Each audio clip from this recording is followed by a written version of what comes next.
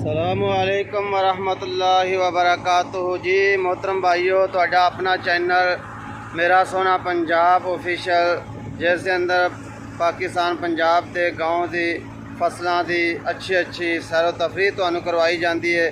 तो हुण गंदम का मौसम है, तो असी जड़ा ना तुहानू असी दिखावां दे कि गाँव के अंदर गंदम की फसल जड़ा किस तरह कट्टी जाती है और उस तो बाद किस तरह दाने निकलते हैं। पिछली वीडियो के अंदर मैं भाइयों को कहा सी कि नैक्सट वीडियो तो तुहानू मशीन दिखावां दे गंदम वाली किस तरह दाने निकलते हैं। तो अज इंशाअल्लाह लाज़िम तुहानू मुकम्मल तफसील दे नाल गंदम किस तरह निकलती है, किस तरह बोरियां के अंदर पाई जाती है। तो आ देख सकते आ गंदम जड़ा ना कट्टी हुई है, आ सारी गंदम कट्टी हुई है। तो हुण तुहानू मशीन वाले लैके जाने। उस तो पहले सारे भाई इस चैनल नू मेरा सोना पंजाब ऑफिशियल नू सबसक्राइब कर दिया जे। अल्लाह पाक तुहानू जज़ाए खैर दे। वीडियो नू लाइक कर दिया जे, इस तरह बैल वाले बटन पर क्लिक कर दिया जे ताकि हर अच्छी और नई वीडियो आने वाली तुहाडे तक पहुँचती रहे। तो यह मशीन लगी हुई है, तुहानू दिखावां दे कि मशीन के अंदरों दाने किस तरह निकलते हैं। परदेसी भाइयों वास्ते खास करके वीडियो बनाई जाती है ताकि इंजॉय करन वीडियो नू वेख के।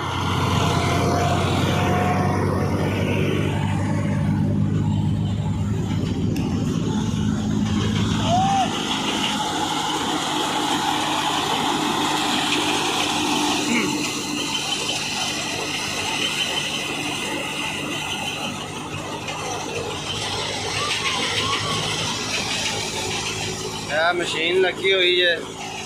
आ गंदम जी कट के कटाई करने तो बाद पंजा बनिया जांदियां ने, पंजा बन के उत्ते आ रही ट्राली से। उस तो बाद एक मजदूर उत्ते खड़ोंदा, वो गंदम थोड़ी थोड़ी करके विच पाई जांदा। तो वह तोड़ी निकलती पी है, यह दाने इधरों निकलते पैने।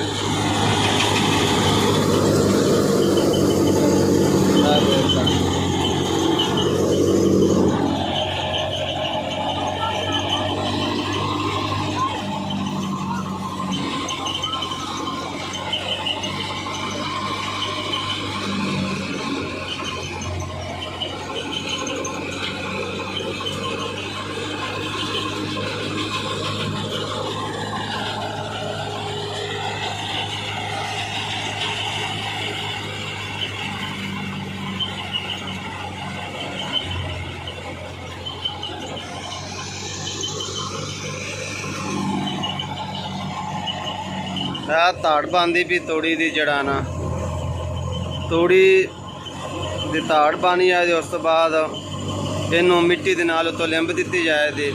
लिंबन तो बाद पूरा साल जड़ा ना मझां गावां नू हरे पट्ठियां के अंदर मिला के मिक्स करके तोड़ी पाई जाती है। तो यह तोड़े माशाअल्लाह देख सकते या भरे हुए हैं।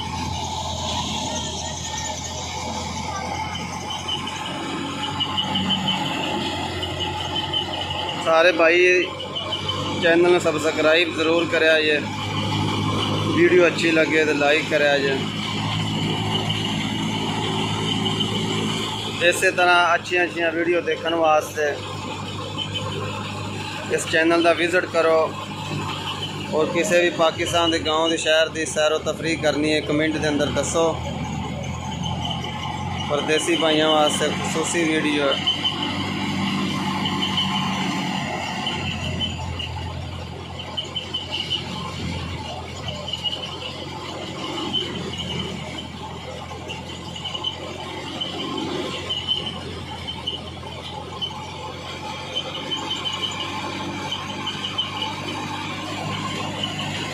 सामने दाने निकलते पैन मशीन के विचों, ताम जे भर भर के तोड़ियां दे विच पाई जांदे ने।